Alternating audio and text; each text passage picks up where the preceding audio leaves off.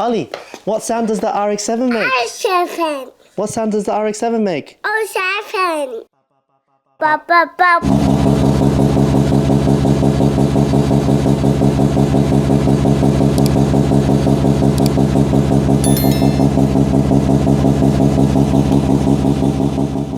Welcome back to the videos on the RX-7, and it's been so long since I've been able to say that, but the RX-7 is back, and the last video we made was back in July. Since then, the channel has grown threefold, and it's thanks to you guys. So let's bring you guys up to speed on my journey so far with this RX-7. The FD RX-7 has always been one of my dream cars. You know, it's one of those cars which you've got saved on Facebook Marketplace, Gumtree, to trigger an alert when something comes up. And one day I said to my wife, I really wanted to buy that RX-7 before the prices just skyrocketed and become silly, which they did. And I kid you not, within that week, this FD popped up for sale. It was a Series 8, which is what I wanted. It had a fresh engine rebuild, which I thought was great at the time. And also it was relatively stock. I really wanted just a nice base to work with. So me and a mate went to inspect it. We were happy with the car. I wired the money over and I got to drive the car home that same afternoon. So it was really exciting. I really loved the car, but unfortunately, that fresh engine was a little bit sad. It was another case of a half-assed engine rebuild, so I was back and forth with this workshop trying to sort it out, but unfortunately they just weren't interested. So I pulled out that fresh engine at 4,000 Ks and dropped it off to the boys at Race Only. They quickly found the problem, they ordered me new parts and assembled the block ready for me to refit. And I documented all this, the entire process from engine removal all the way to the first start, which brings us to the last RX-7 video where it had its running tune on the dyno. And since then, the FD has been faultless. And that's probably why there hasn't been any content. It's been so reliable that the last time I put a wrench to the car was 5 months ago before that running tune, and it's been running really well since. So now I've done 1,500 kilometers of really hard run-in kilometers. Those of you who have done this before know what I mean, but it's a hard grind, and now we're ready to turn it up. But before we go ahead and wind up the boost, there are a few supporting upgrades I want to do. So in this video, I'm going to be upgrading the entire exhaust system, and in a later video, we're going to be upgrading and overhauling the entire fuel system, not just so we have sufficient fuel delivery, but also to meet the fueling demands of a circuit car. I'm also planning on upgrading to a lithium battery and relocating that to the boot. So if you guys are interested in an installation video, let me know and I can make that happen. Let's get stuck into this exhaust.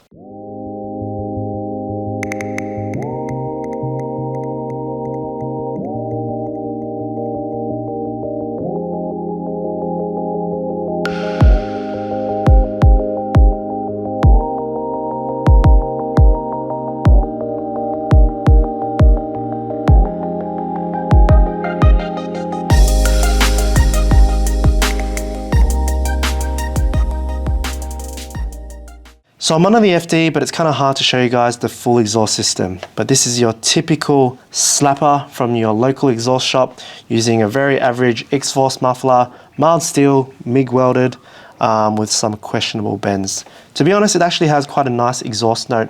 It's throaty, it's deep, but it's also pretty loud. I also think the system may be restrictive for the power goals I have for this car, stepping down from a 64-66 turbo down to 3-inch piping, through a 100 cell cat, a resonator, and a pretty big muffler. So what I'm planning to do is to get rid of this entire exhaust system from the turbo back, and we're going to piece together a new exhaust system.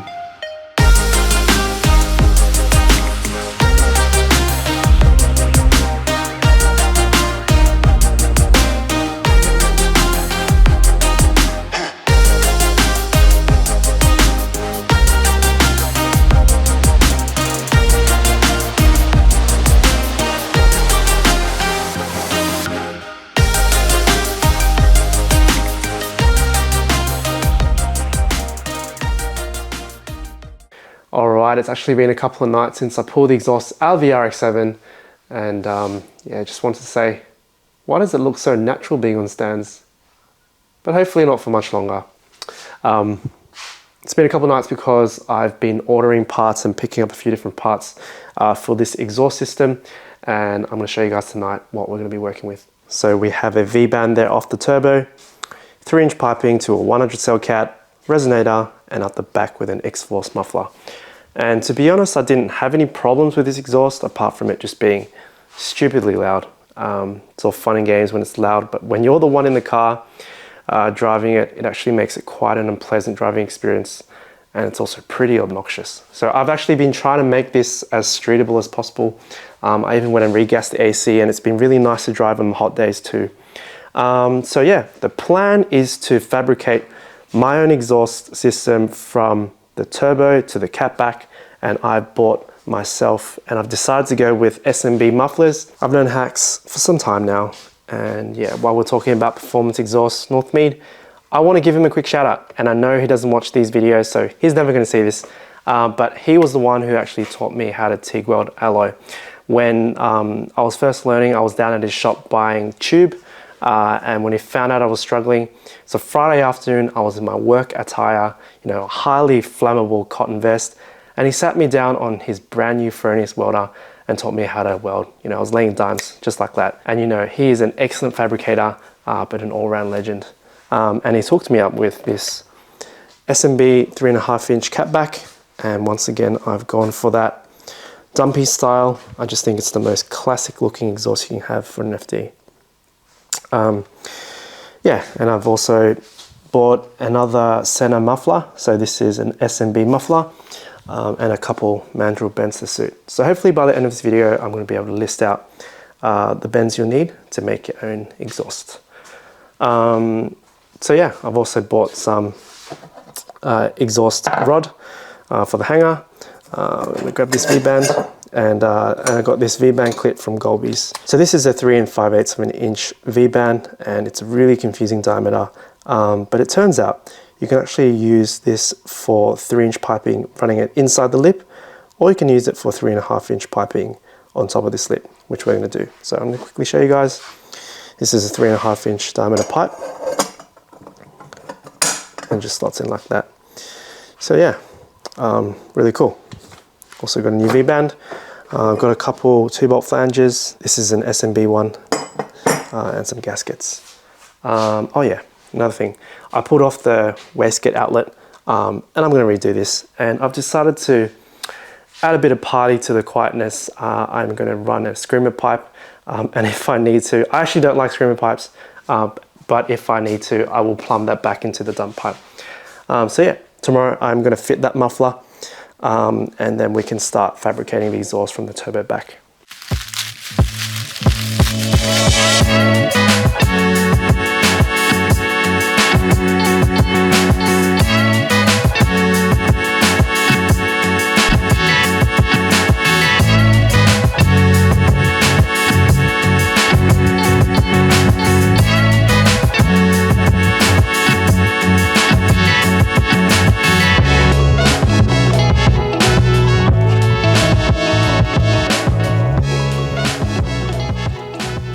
So I got the cap back on, and the fitment was perfect, bang on.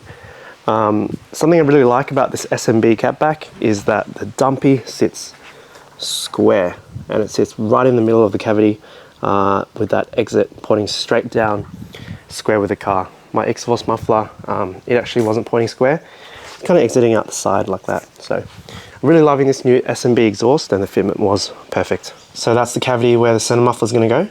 So just a flange off that catback, a little straight there, another little straight there to a 60-degree pipe, and then probably a 45 to the dump pipe that we're going to make. So yeah, it's actually a lot of room in the FD to put a decent sized exhaust here. So it's going to work out pretty nicely, and I think I'm going to be able to tuck it up pretty high up, hopefully. All right, so the plan now is to start working out the exact bends I need, and then we're going to start cutting the legs off the pipe and hopefully start tack welding some pipe together.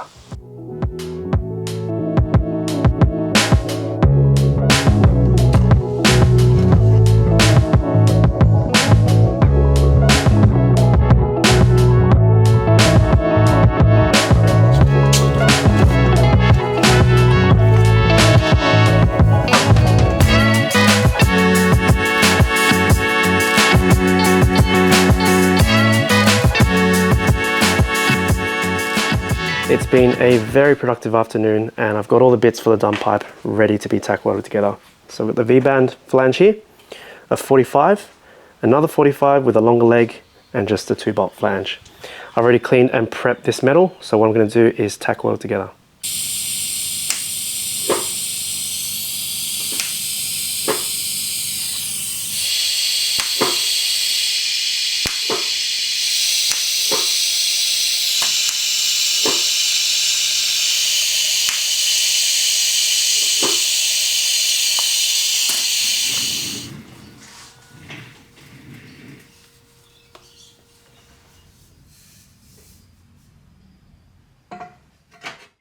So last night I've installed the tack welded dump pipe onto the turbo. So we've got this flange here, we've got the cap back flange, and now we're ready to make our mid pipe. I've also positioned the center muffler where I want it to be, roughly, and I've worked out the 2 bends I need to make this part fit. So it looks like I'm going to need 2 30-degree bends. I thought I'd get away with the 45s, but they're just too steep of a bend. So I've gone to the exhaust shop this morning to get a 30-degree, and we're going to go 30 and 30 here. And behind the center muffler, it looks like we might get away with maybe a 10-20 degree bend. I might need to just fabricate a pie cutter too to make it work. So what I'm just going to do right now is mark out the top and bottom side of the pipe. You kind of want the pipe as straight as possible, otherwise you're going to end up with like a banana exhaust. We don't want that, no banana exhaust here.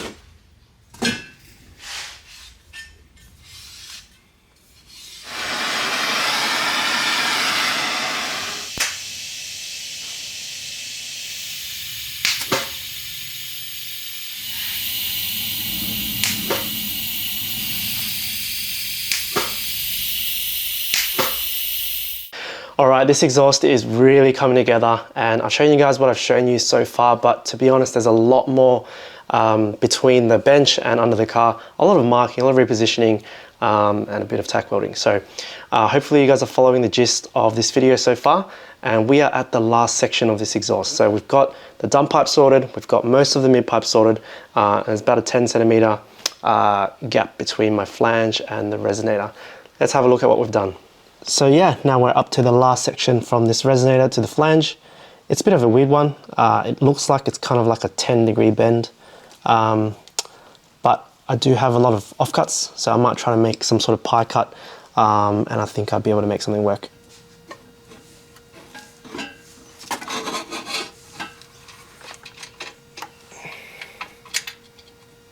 Alright, so that's the entire exhaust system in the right position. The only thing left to do is to tack weld that resonator together before we get stuck into welding. But I'm really happy with how it's turned out. Everything is so tucked up out of the way, and there's still plenty of clearance. So yeah, what I'm going to do now is pull everything out of the car and we can get stuck into welding.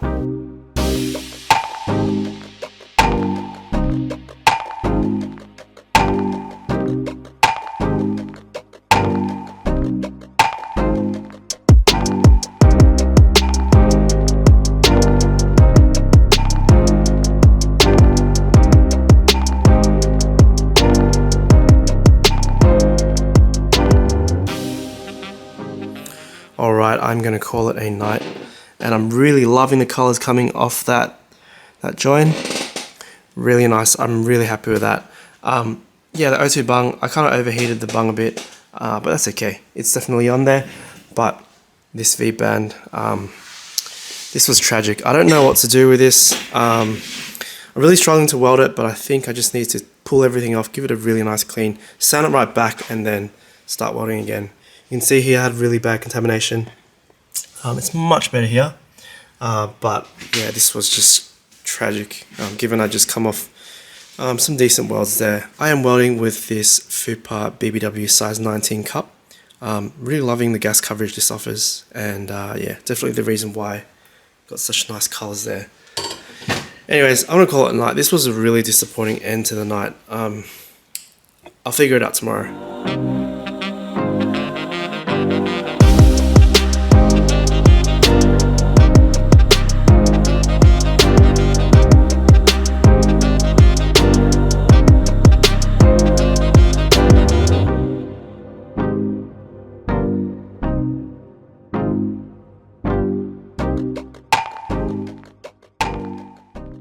All right, a bit of a progress update for you guys, and the exhaust system is pretty much complete.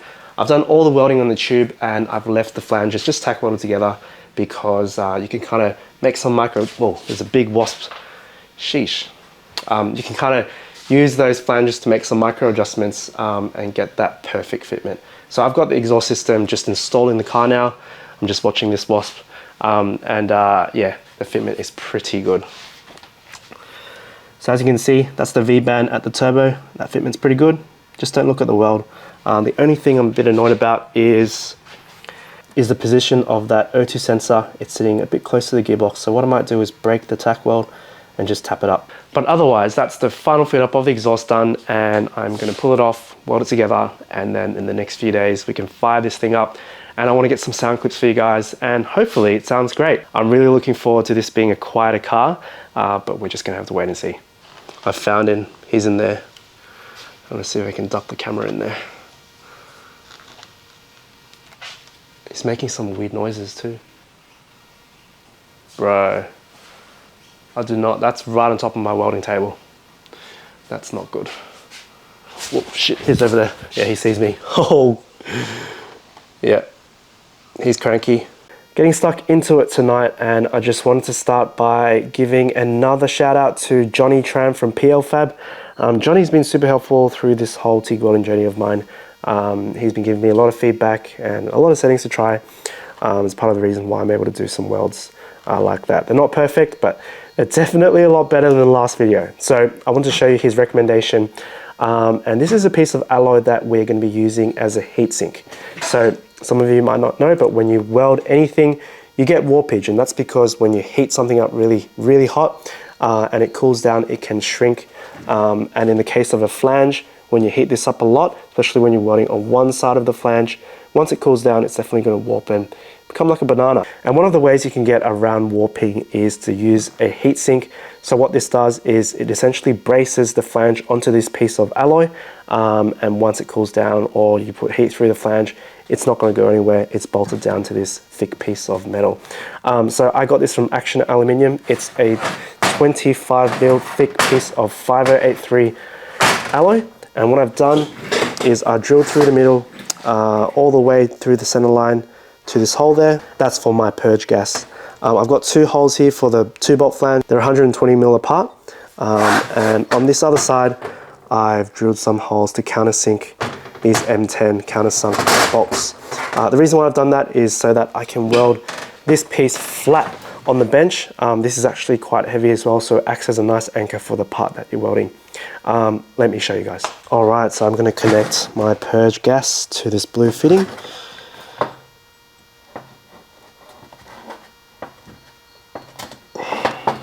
It's a tight one.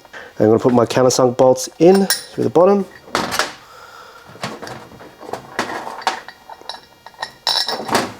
Flange will just pop in like this.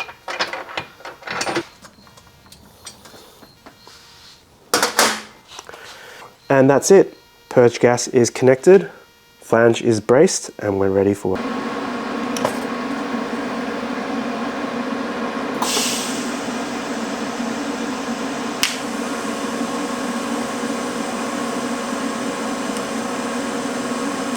All right, my first ever flange done. And you know what, I can't say I'm happy with that. It's not the prettiest looking weld, but it's on there and I know exactly what I need to do for the last few flanges. Yeah, home stretch now. 2 more flanges and this exhaust is done. I'm gonna call it a night and I'll get back to it tomorrow morning. All right, so I've done that last flange and look what a difference a bit of practice makes. Went from this, my first ever flange, to this. Much better with the heat. And yeah, it was a lot quicker to weld, which is nice. So yeah, this exhaust system is finished. I'm just gonna let it cool down before I go ahead and just weld in this little hanger. But otherwise, I'm really happy with this piece. You know, I was using this to learn to weld, but I'm really happy with the outcome. I think this is still a good quality exhaust, and I just can't wait to hear how it sounds.